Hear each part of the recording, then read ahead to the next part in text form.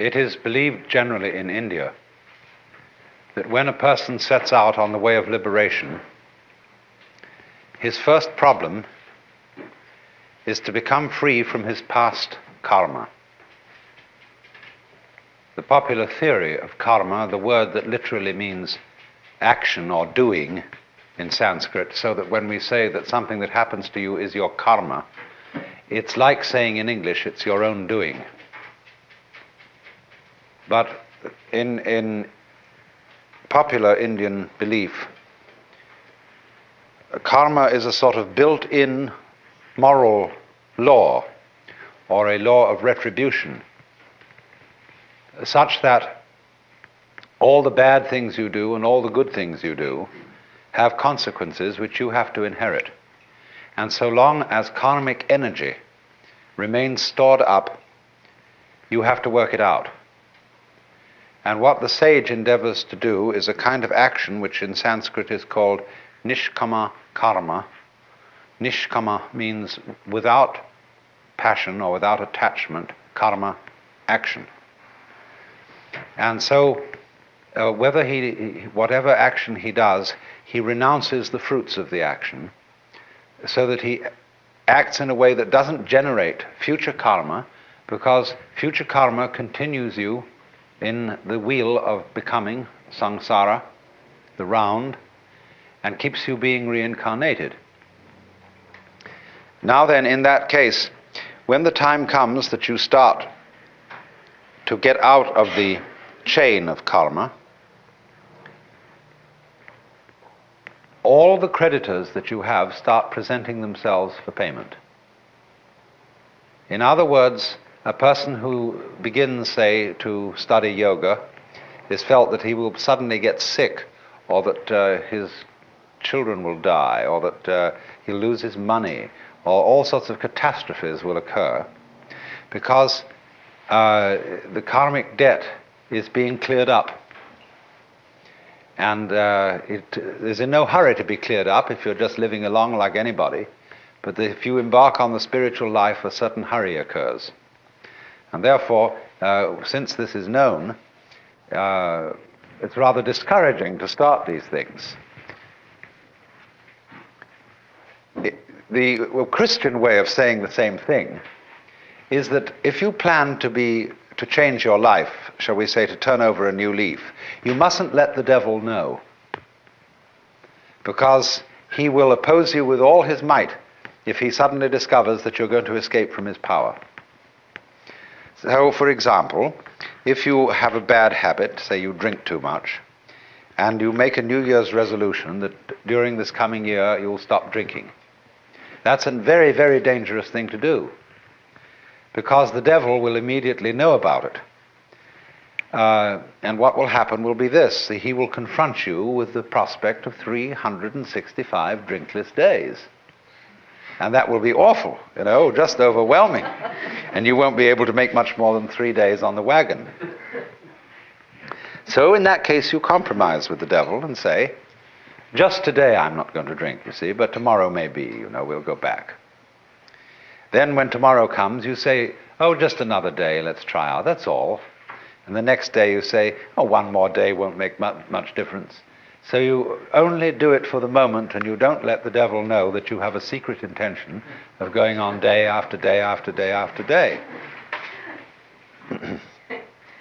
But of course, there's something still better than that. And that is not to let the devil know anything. And that means, of course, not to let yourself know. One of the many meanings of that saying, let not your left hand know what your right hand doeth, is just this. And that was why in Zen discipline, a great deal of it centers around acting without premeditation. As those of you know who read Herrigel's book, Zen in the Art of Archery, it was necessary to release the bowstring without first saying, now. There's a wonderful story, you may also have read, by a German writer, von Kleist, about a boxing match with a bear.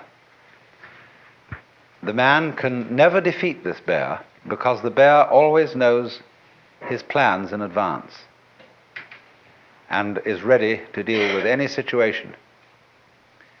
The only way to get through to the bear would be to hit the bear without having first intended to do so. That would catch him. And so this is one of the great problems in the spiritual life, or whatever you want to call it, is to be able to have intention and act simultaneous. By this means, you escape karma and you escape the devil. So, you might say that the Taoist is exemplary in this respect. That this is getting free from karma without making any previous announcement. Of simply, supposing we have a train and we want to unload the train of its freight cars. You can go to the back end and you can unload them one by one and shunt them into the siding. But the simplest of all ways of unloading is to uncouple between the engine and the first car, and that gets rid of the whole bunch at once. And it is in that sort of way, you see, that the Taoist gets rid of karma without challenging it. And so it has the reputation, you see, of being the easy way. There are all kinds of yogas and ways for people who want to be difficult. And one of the great gambits of a man like Gurdjieff was to make it all seem as difficult as possible, because that challenged the vanity of his students. If some teacher, some guru says, really, this isn't difficult at all, it's perfectly easy, some people will say, oh, he's not really the real thing. We want something tough and difficult, and when we see somebody starts out giving you a discipline that's very, very weird and rigid, people think, now there is the thing. That man means business. See? And so they flatter themselves by going to such a guy that they are serious students, whereas the other people are only dabblers and so on. All right, if you have to do it that way, that's the way you have to do it. But the Taoist is the kind of person who shows you the shortcut and shows you how to do it by intelligence rather than effort, because that's what it is. Taoism is in that sense what everybody is looking for. The easy way in, the shortcut, using cleverness instead of muscle. So the question naturally arises, isn't it cheating? When in any game somebody really starts using his intelligence, he will very likely be accused of cheating. And to draw the line between skill and cheating is a very difficult thing to do. You see, the inferior intelligence will always accuse a superior intelligence of cheating. That's its way of saving face. You beat me by means that weren't fair. We were originally having a contest to find out who had the strongest muscles. And you know, we were pushing against it like this. And this would prove who had the strongest muscles. But then you introduce some gimmick into it, some judo trick or something like that, you see, and you're not playing fair. So in the whole domain of ways of liberation, there are routes for the stupid people and routes for the intelligent people. And the latter are faster. This was perfectly clearly explained by Huineng, the sixth patriarch of Zen in China, in his sutra, where he says the difference between the gradual school and the sudden school is they both arrive at the same point, but the gradual is for slow-witted people, and the sudden is for fast-witted people. Can you, in other words, find a way that sees into your own nature, that sees into the Tao immediately? And at the end of this morning's talk, I pointed out to you the immediate way, the way through now. When you know that this moment is the Tao, and this moment is considered by itself, without past and without future, eternal, neither coming into being nor going out of being, there is nirvana. And there is a whole Chinese philosophy of time based on this. It hasn't, to my knowledge, been very much discussed by Taoist writers. It's been more discussed by Buddhist writers, but it's all based on the same thing. Dogen, the great 13th century Japanese Zen Buddhist, studied in China, and he wrote a book called Shobo Genzo. A Roshi recently said to me in Japan, "That's a terrible book, because it tells you everything." It gives the whole secret away.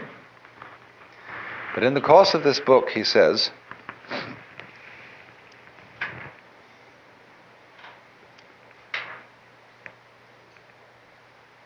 there is no such thing as a progression in time.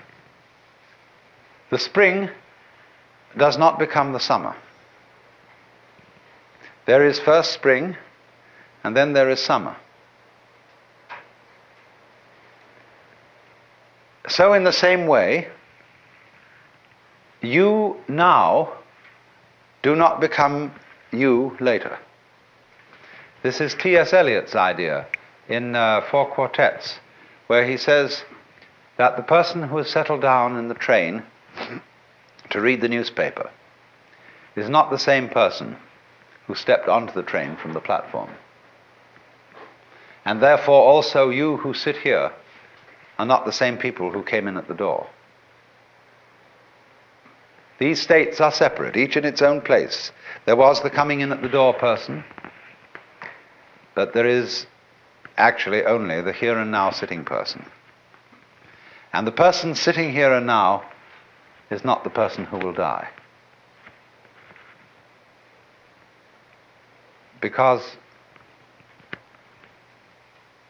we are all a constant flux. And the continuity of the person from past through present to future is as illusory in its own way as the upward movement of the red lines on a revolving barber pole. You know, it goes round and round and round, and the whole thing seems to be going up or going down, whichever the case may be. But actually nothing is going up or down. So when you throw a pebble into the pond and you make a concentric rings of waves, there is an illusion that the water is flowing outwards. And no water is flowing outwards at all. Water is only going up and down. What appears to move outward is the wave, not the water. So this kind of philosophical argument says that our seeming to go along in a course of time, it doesn't really happen.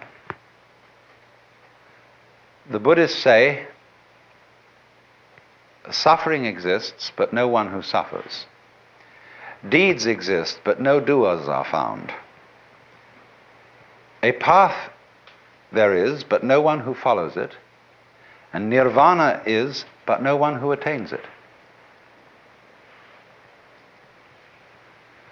So, in this way they look upon the continuity of life as the same sort of illusion that is produced when you take a cigarette and in the dark whirl it, and the illusion of a circle is created, whereas there is only the one point of fire.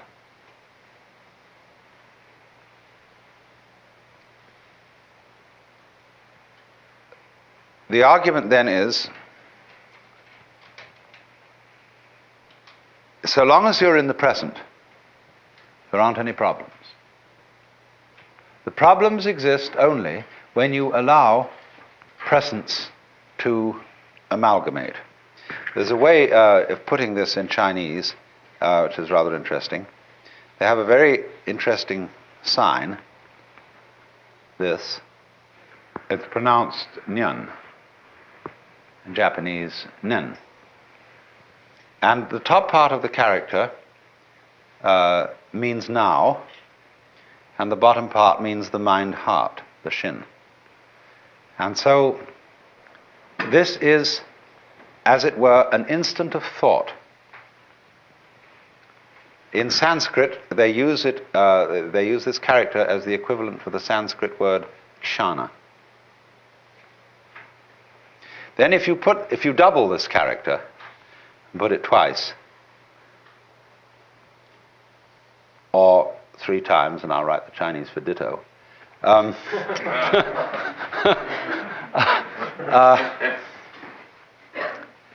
nyan nyan means thought after thought after thought. Now, the Zen master Joshu was once asked, what is the mind of a child? And he said, a ball in a mountain stream. What do you mean by a ball in a mountain stream? He said, thought after thought after thought with no block.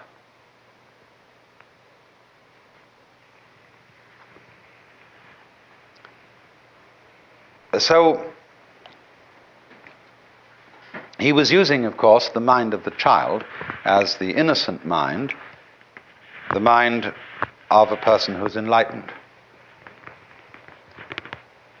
One thought follows another without hesitation. The thought arises, it doesn't wait to arise. As when you clap your hands, the sound issues without hesitation. When you strike flint, the spark comes out. It doesn't wait to come out. And that means that there's no block. So, thought, nyan, nyan, nyan, describes what we call in our world the stream of consciousness. Blocking consists in letting the stream become connected, chained together, in such a way that when the present thought arises, it seems to be dragging its past, or resisting its future, saying, I don't want to go.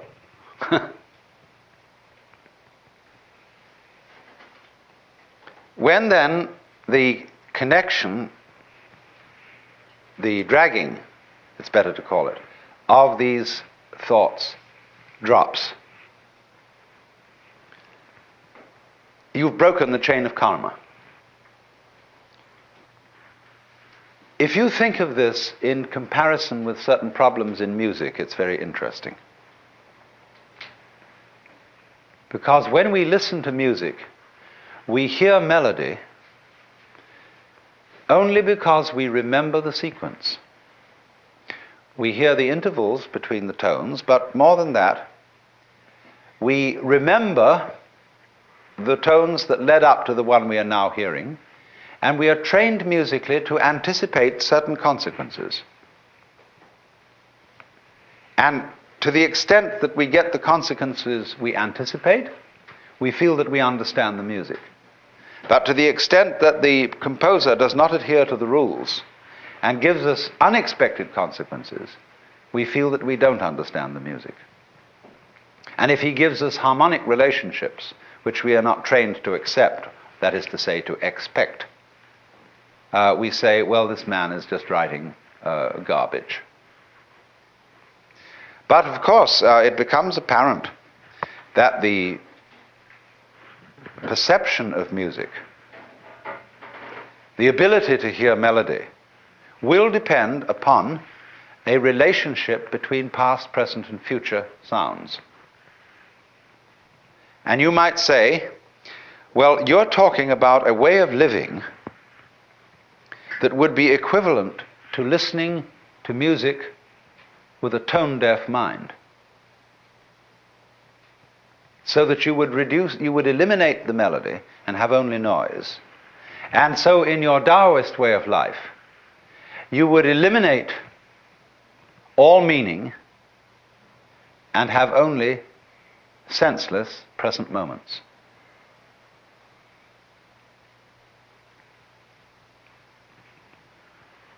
Up to a point, that's true. That is, in a way, what Buddhists also mean by seeing things in their suchness. What is so bad about dying, for example? It's really no problem. When you die, you just drop dead. That's all there is to it. But what makes it a problem is that you're dragging a past. And all those things you've done, all those achievements you've made, all these relationships and people that you've accumulated as your friends, all that has to go. See, it isn't here now. I mean, a few friends might be around you, but all that past that identifies you as who you are, which is simply memory, all that has to go. And we feel just terrible about that. But if we didn't, if we were just dying, that's all, death wouldn't be a problem. So likewise, the chores of everyday life, they become intolerable. When everything ties together, all the past and the future, you feel it dragging at you every way. Supposing you wake up in the morning, and it's a lovely morning. Let's take today, right here and now. Here we are in this paradise of a place. Big Sur. And some of us have got to go to work on Monday. Is that a problem?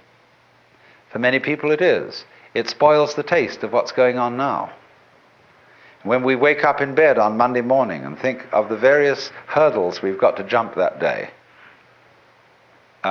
immediately we feel sad and bored and bothered.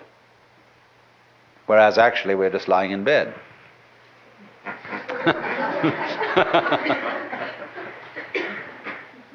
So the Taoist trick says, simply live now and there will be no problems. That's the meaning of the Zen saying, when you are hungry, eat.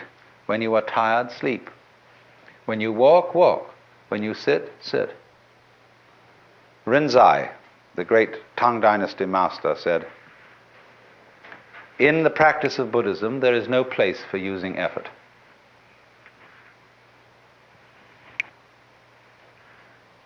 Sleep when you're tired, move your bowels, eat when you're hungry. That's all. The ignorant will laugh at me, but the wise will understand. And so, also, the meaning of this wonderful Zen saying,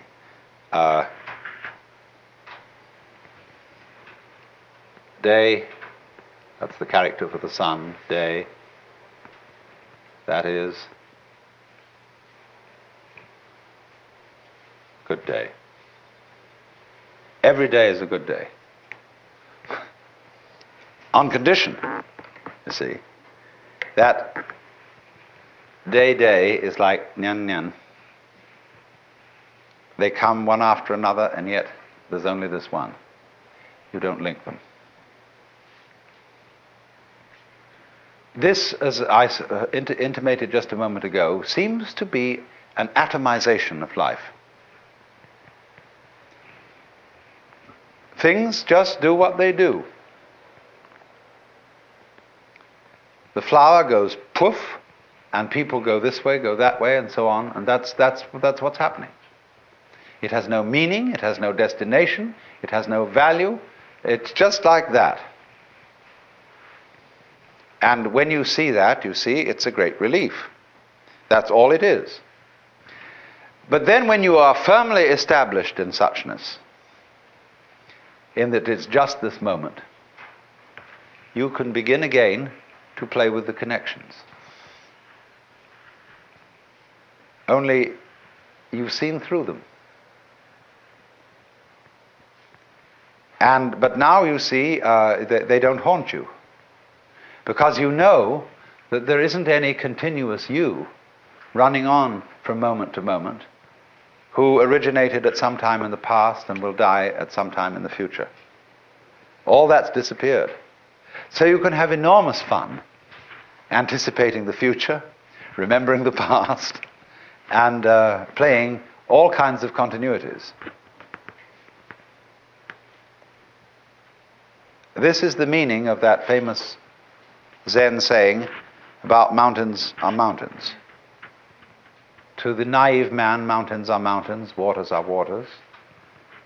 To the intermediate student, mountains are no longer mountains, waters are no longer waters. In other words, they've all dissolved into the point instant, to the kshana. But for the fully perfected student, mountains are again mountains and waters are again waters.